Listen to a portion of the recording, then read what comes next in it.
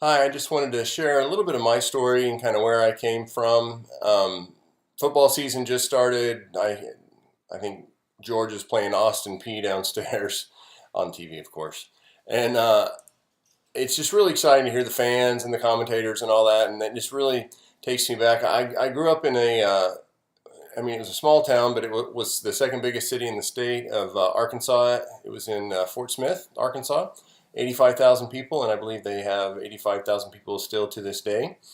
And was always a skinny kid. I was always kind of tall, but tall-ish. I was about 6'4" by the time I was 13, and then I had some of my friends that ended up being 6'7", 6'8".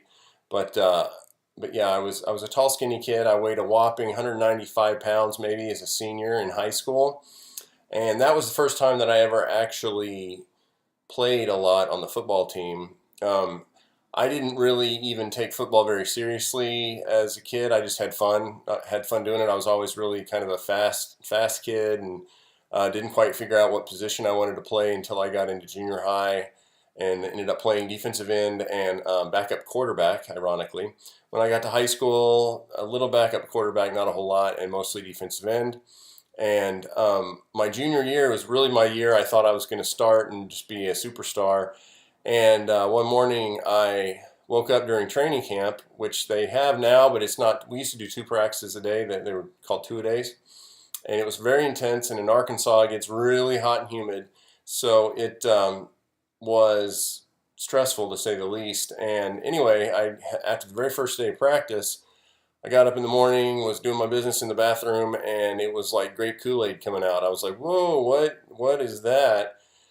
So long story short, came to find out through a lot of different tests and things like that that one of my kidneys was 70% smaller than the other one, and if I ever lost my good kidney, I couldn't live on my smaller kidney. And so some doctors said, "Oh my gosh, your career's over. You can't play football anymore." Lots of tears were shed. I was just kind of like, "Okay, well, I guess I'll just focus on school, and that's fine." But we kept asking, found a urologist that said, "Okay, it might not be that bad." And I started playing football with this big neoprene belt around my waist that would protect my good kidney, which was fun because that's just like it made me even hotter out in the horrible humidity out there. But anyway, so I was 195 my senior year. We ended up winning the state championship game. That was the best game of my entire high school career. I think I had 13 or 14 tackles, led the team in tackles that game, and ended up walking onto the team at Vanderbilt because I got accepted to Vanderbilt for my academics. But basically, they sat me down and said, "You're too small, you're too slow to play in the SEC. Sorry, if you want to walk on, that's fine, but we can't offer you a scholarship." I said, "Okay, that's fine." And for whatever reason, when you're young, or when you're committed to something, you don't know what you don't know, and so you're just like, okay, that's going to happen, and you don't talk yourself out of things. You don't try to rationalize things or anything like that. You just don't know what you don't know, and so I just went into it, focused 100% on getting that scholarship. I had been told by my parents that if I didn't get the scholarship after the first semester, that I probably wouldn't be able to continue to go to Vanderbilt because it was too expensive. It's a private college, and the entire school I think had 5,000 students total, but it might have been 8,000. But it was not a very big school compared to where my sister went to school. The University of Texas had like 45 or 50,000 students, so yeah, it was a little smaller. So I would do everything I could to get that scholarship. I thought about it 24/7. I wouldn't drink any soda. I drank lots of water. I drank no alcohol whatsoever. Anything that I could do to help get me towards my goal, I would do, and anything that would take me away from that goal, I wouldn't do. And I was reading my Bible, a chapter every night, and would just work my tail off every day in practice and volunteer to do whatever I could. And scrimmages were the time that I actually got to play just a little bit towards the end of a scrimmage. They would put the walk-ons in there and let them kind of show what they got. And because of my commitment, because of my determined doggedness to get it done, at the end of the season, we had our postseason meetings with the coach. It was Coach Watson Brown, and it was in November. Went in there and he said, "Well, John, I just want you to know that as far as we're concerned, as of right now, you are on full scholarship. You've done a great job. You've really impressed everybody, and we're excited to have you on board. And I had focused so much, such tunnel vision on getting that goal. And like I said, being young, I didn't really know that not succeeding was an option. That I was just kind of like, okay, yeah, it's about time you caught up with what I already knew was going to happen. But it was interesting too because Tom Vincent was one of the guys on the team, and I believe he was from Kentucky. But anyway, he suggested that I have Coach Brown write a letter to my parents and then give it to them for Christmas, which ended up being the best thing I ever could have done. And so Coach Brown wrote a letter that said, "Congratulations to you. John has earned a full football scholarship. We think the world of him. You must be very proud." Yeah, I have it memorized. And so that was on the Vanderbilt logo, or athletic department logo. Put it under the Christmas tree, and they opened it, and that pretty much stopped Christmas the rest of the day. It was phone calls and crying, and everybody's all excited. So got a scholarship to Vanderbilt. That was that. Very exciting.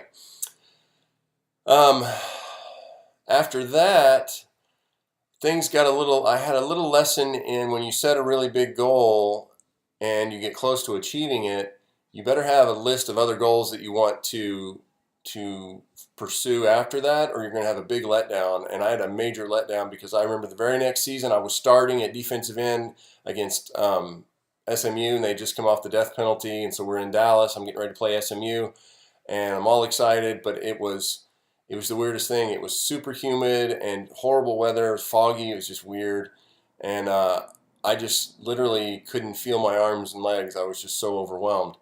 And so that didn't go well, and the coaches were like, "What's wrong with you?" And I was like, I don't know. And so it took me a little while to come back from that, and then I ended up getting second team all-conference in the SEC. I actually got the defensive MVP, which is voted on by my teammates my senior year, which I thought was really great. I really appreciated that. And then I went on, tried out with the San Francisco 49ers. That didn't work out because I wasn't in the right headspace. And that's what it comes down to in life. You have to be in the right headspace and control that headspace of yours, because if you don't, you're not going to get where you want to be.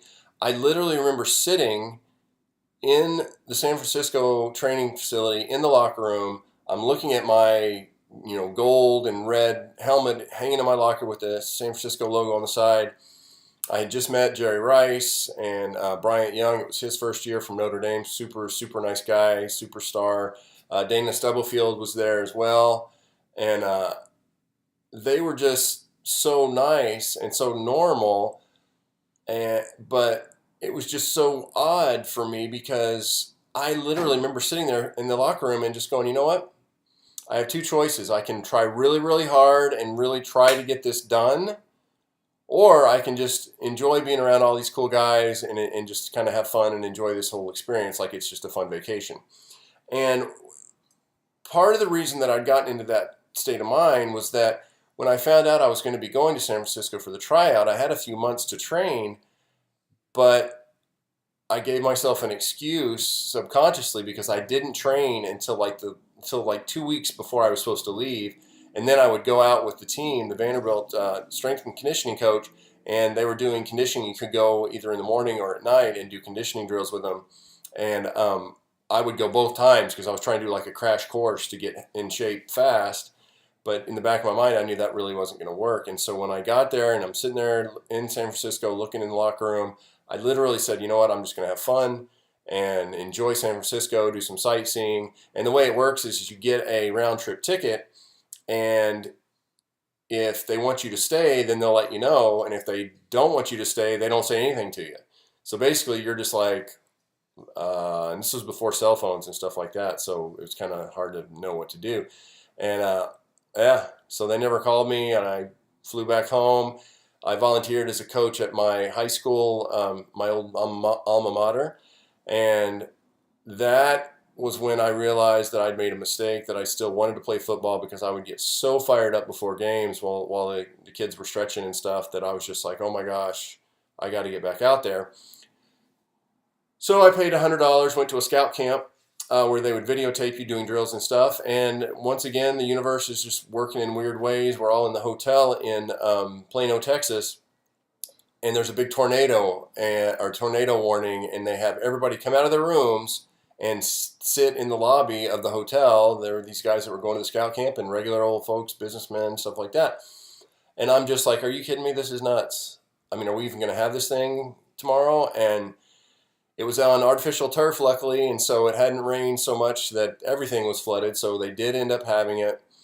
And because of the storms, I'm assuming, I don't really know why it happened this way, but the only NFL scout there was Rich Snead, and he was the head of player personnel for the Houston Oilers.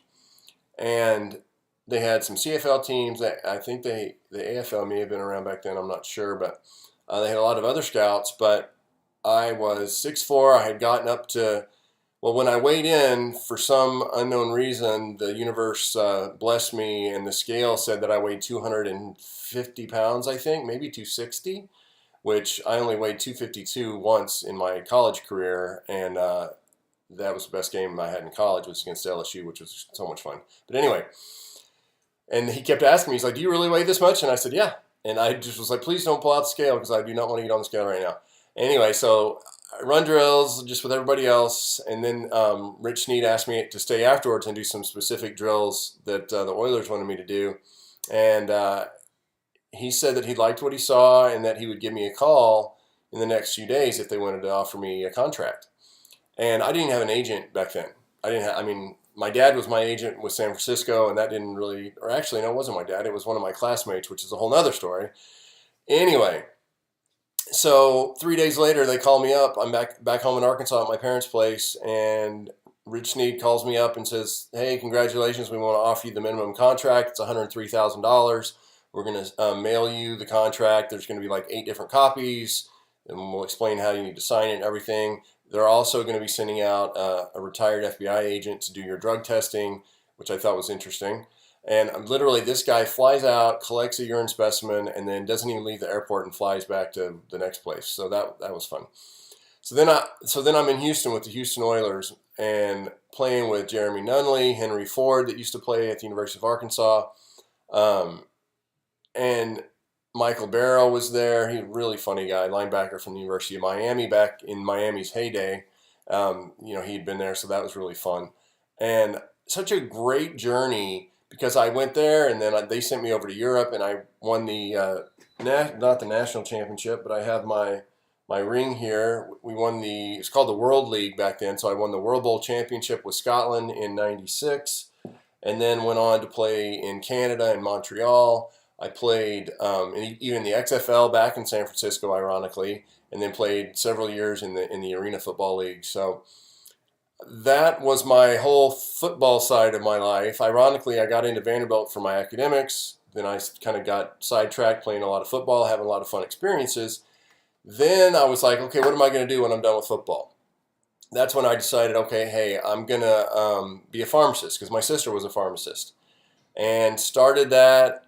And actually had started that while I was still playing football. I would go in the off season and go for a semester, and then go play another season, and then go back for another semester. And that just was not what I really wanted to do. And my sister kind of agreed. She was like, I don't really think this is what you want to do, because it's dealing with insurances and people that are sick all the time and unhappy, and it's just really long hours, and you just don't want to do that. So I was more interested in the gross anatomy side of it anyway. And so because I was a bigger guy, they were like, well, you don't want to be a surgeon, unless you could be an orthopedic surgeon if you want, or maybe you could even be a chiropractor. And so I said, okay, chiropractor, that sounds interesting. And all the different teams I played with had team chiropractors that would adjust us right before the games and stuff like that. So found out what I needed to do, became a chiropractor. Then I got certified in a variety of things, from advanced sports nutrition to concussion assessment to golf injury assessment. And I really realize now, once again, where I'm meant to go and what I'm meant to do, because through I've written several books on natural ways to correct your vision, concussions, and what the future of contact sports is, and golf injuries and things like that. And I just wanted to see what my direction was, see where I was meant to be going and directed. And I felt like this was the final decision maker for me. My father came out with my mom about a year or two ago to see me at the office where I'm working now. We work at a really busy chiropractic office. I took his x-rays, adjusted him, and then a few months later, he called me up and said that he had something called drop foot, and that's when there's pressure on the nerves in your low back, and you're not able to pull your foot up when you're walking, so you tend to stumble a lot.